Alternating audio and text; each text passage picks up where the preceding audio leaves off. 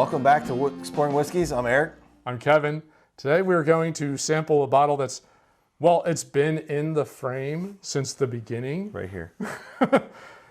Unopened. And this will be this is the maiden voyage of this particular bottle, and I'm super excited. This is the Joseph Magnus. Kind of cool story. It's got it does have an interesting history. Yeah. So this already existed.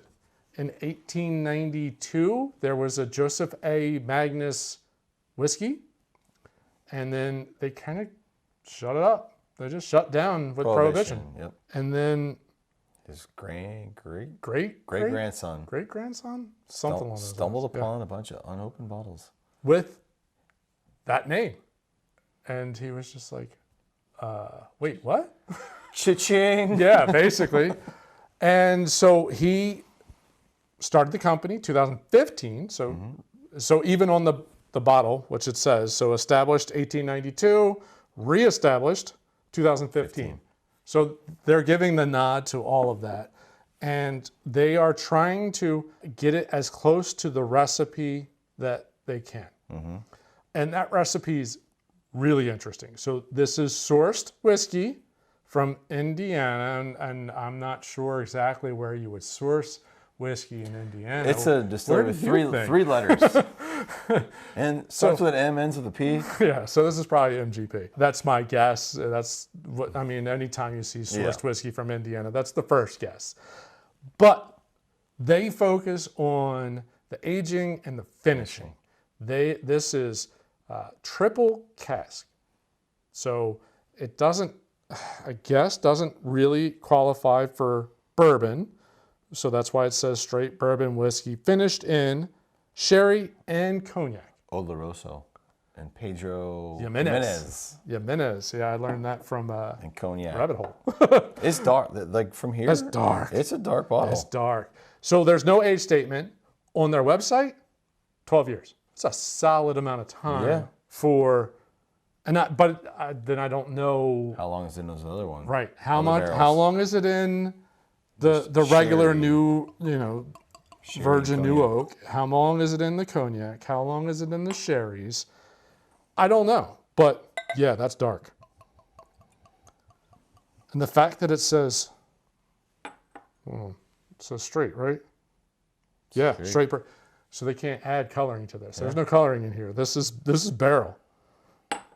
Nice. It has that plasticky chemical smell. Oh, man. Dude, something wrong with your nose. Oh, God, no. There's so much sugar. Brown sugar. Super brown sugar. All right. That's just the oil off my hands. I'm going to have to get past the nose then. Maybe hopefully the palate's better, but. There is a pretty strong ethanol note. I don't know why your nose is taking ethanol as plastic right now, but I don't know. But there is a pretty strong ethanol note. Again, neck pour, which I did just read an article about that this week, that the neck pour it's a placebo. If you do a test, neck pour versus non-neck pour, you can't tell if you don't know. Ooh. I still feel like the neck pour is just a little more alcohol ethanol sharp than the rest of a bottle usually. Ooh, that palate and finishes. Real nice? Yeah. That's real nice. Way better than those. It's got that kind of burnt, sugary, caramel, vanilla. It drinks a little hot though. Kind of reminds me of an old Forester. Okay. It was because I drank it last I could see that. I drank that last night. Did you? I could see that, but I'm not overly getting. I'm skipping the nose because this is. I'm not getting a plasticky or chemical. I'm getting a pretty strong ethanol on the nose. 100 proof. Now that gets to the point where ethanol can be apparent. Oh, a lot of brown sugar, a lot of vanilla. Yeah. No, the finish is delicious. And it But are you sweetens up picking up cognac and sherry? No. Like I'm thinking, so sherry, I'm thinking of Derringers. Cognac, I'm drawing a blank as to what that was, but we just had one that was finished in cognac. I can't think of what that was. But cognac is still grapes. It's still grapes. Yeah, it's distilled grape instead of distilled grain. That's nice. Yeah, the finish is The palate's nice. The finish is nice. It's not as complex as I would have expected. The aftertaste for me is just really, really like Brown, but more sweet, like fruity. Wow, the very initial one's brown sugar, right? Yep. Okay. All right. Then yeah, I'm there. All right. So we got a brown sugar, initial palate, vanilla, and then kind of the aftertaste. It's more of that fruity, dark fruits. sweetness. Yeah. So maybe that's where you're picking, like sherry cask is going to be more of a dark stone fruit type thing, plums, dark cherries, things like that. Yeah. All right, we're on the same page now, except for your nose. I don't know what's wrong with your nose. Yeah, I don't know, but yeah, I'm not a fan. I'm not judging the book by the cover. I'm not saying that the nose is great. Right now, there's a little bit of a sweetness, but it's a lot of ethanol note that I'm picking up on the nose. I'm not getting plastic or whatever he's getting, paint fumes or no, sweet. No, it's not Jeff the Creed. I get a sweet ethanol is what I get on the nose. It's not spectacular by any means, but I get a little ethanol, but it's got more of the chemically. It's not even a word. No, we've already established on a couple episodes back, chemically is a word when you're talking about whiskeys. But no, once you get past the nose, this is delicious. Yeah, I get I just got molasses. Like that thicker, like not syrup, but more of a molasses type thing, like a thick sweetness. It's good. It's a very good little bottle right there. My question though is it worth what you paid for it? Knowing what you paid for it. Yeah, so if you find these bottles, they're going to be, I think what's MSRP is at 80-ish. I've never seen it for less than like 99. It's almost always, so let's just call it $100. No, it probably isn't $100. If you'd like a nicer bottle, it's kind of a cool bottle. I mean, the neck is very intricate. There's a whole bunch of glasswork on the back. It is kind of it's an interesting little bottle. For the profile, which is pretty similar to like an Old Forester 1920. It's kind of what my thought is, which is what, 110 proof? Or 110 when it goes into the barrel, so it's 100. Whatever the 100, yeah. So a little higher proof, a lot of the same like vanilla, the brown sugar. Brown sugar notes. You could get 2 of those for the same price. Those are readily available. And easy to find. These have become a little bit easier to find. I've seen them more often.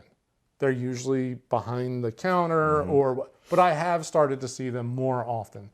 When I first started looking for them, like it was a rare occasion where you saw that, and that's the reason I was just like, oh, yes, I will take it. It's fine. It's good. It's not value-wise. It's probably a little. Yeah, I think it's a little overpriced high. for the value. At 80, maybe. But I can't. I've never seen it under. I'd like to see more of the MSRP 60, and then everyone charge pricing it up to 80, 75 to $80. Yeah, but 100 is pretty steep for this. 100's pretty steep. Pretty steep. But I mean, what I am if it is legit, 12 years. So you are that paying. Does make sense. You know, that's probably why. Yeah, I would have a hard time paying that. Thankfully, you did. And you did ask if I wanted a bottle too.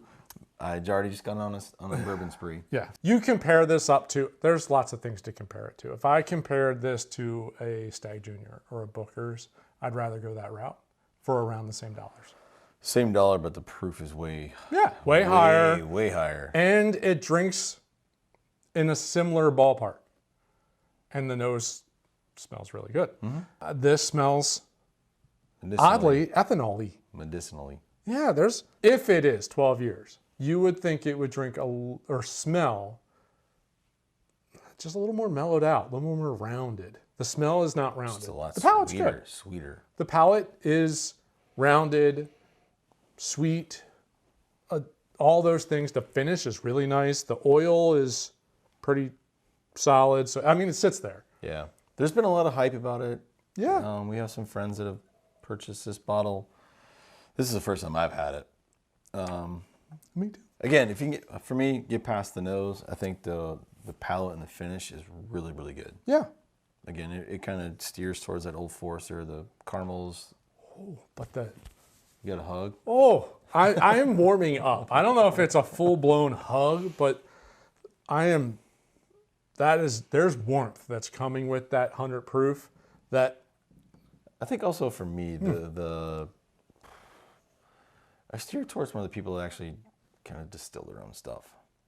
It's not...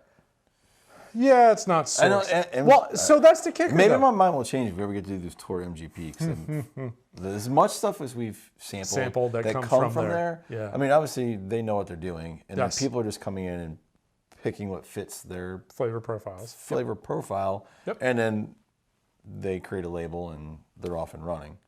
I would really like to see this operation because I imagine it's Yeah, I would too. pretty significant. I'd love to see how they work with the independent labels and all the stuff that they do. Totally agree. The reason I think this is $100 or $80 MSRP is because of the finishing. I don't feel like the finish has nearly as much impact as it could.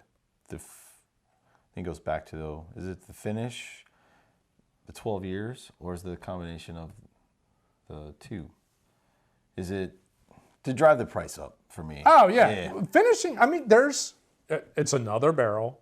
It's a whole another process. There's spillage. There's all those things that go along with that. So I know that's driving the price, but I don't feel like they're getting the impact comparative-wise.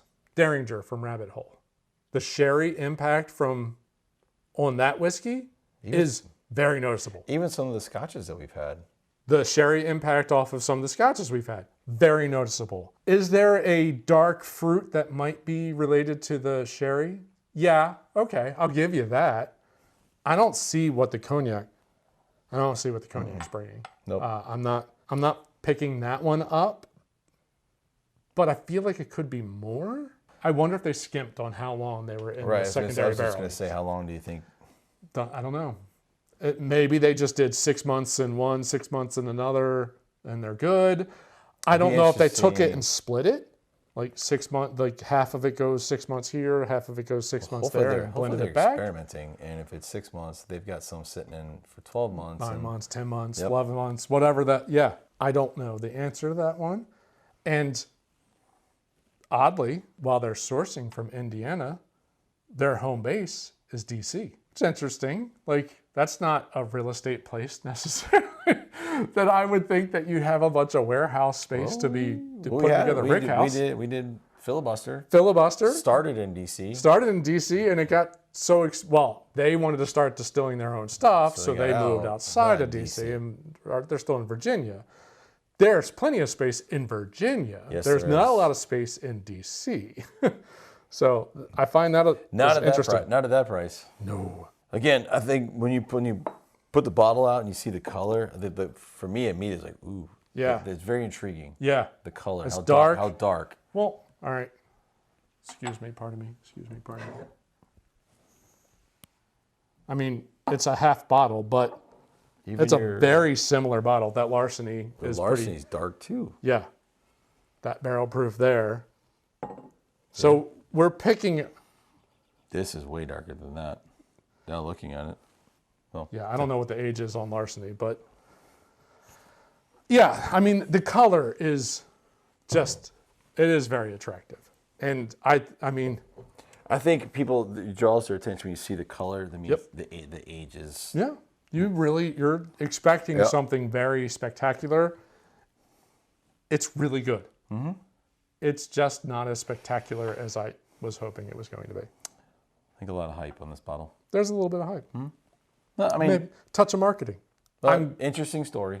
It's a cool story, being able to reboot something from a family legacy. That's kind of cool. I don't have one of those. I really wish I had a distillery someplace out there, but don't have one of those.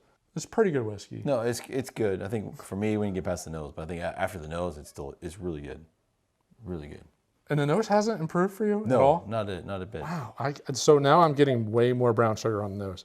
The ethanol, I think, has gassed off a little bit. I'm judging the book by the cover on this one, so I'm not getting past that. All right. Eric's locking it down. Yeah, I'm locking it down. I think it's a good bottle. It's a good bottle. Slightly overpriced. Price, I don't know if I'd pay, but you paid for it, or even with the MSRP. But I think overall, I think it's a decent bottle. Yeah. And I'm interested to see if they're toying around with how long they're putting stuff in the sherry cask and cognac cask, and maybe there's going to be some more releases that might be even more interesting. They do have a couple. I think there's a Murray Club. They have a couple different ones. Could be interesting, but I haven't pulled the trigger because I didn't even taste this one until tonight. I'm going to let this sit and come back to it in like a week or two and see if just having a little bit of extra air in there adds to the flavor profile. So if it does, then I'll be back next week. We'll be trying a new one from the same company. Well, interesting bottle. Interesting story, but overall, good bottle. We appreciate you joining. We hope you liked this episode. If you did, we encourage you to hit that like button at the bottom of the screen. While you're down there, if you're new to the channel, subscribe. Hit the bell icon so you get notified every time we put out a new episode. Let us know, what are your thoughts? Do you get the plasticky, chemically, whatever note he's getting, or do you get a little bit more of a strong ethanol with a little brown sugar on the nose? Let us know. Absolutely. Thanks for joining. See you on the next episode. Thanks for watching. Cheers.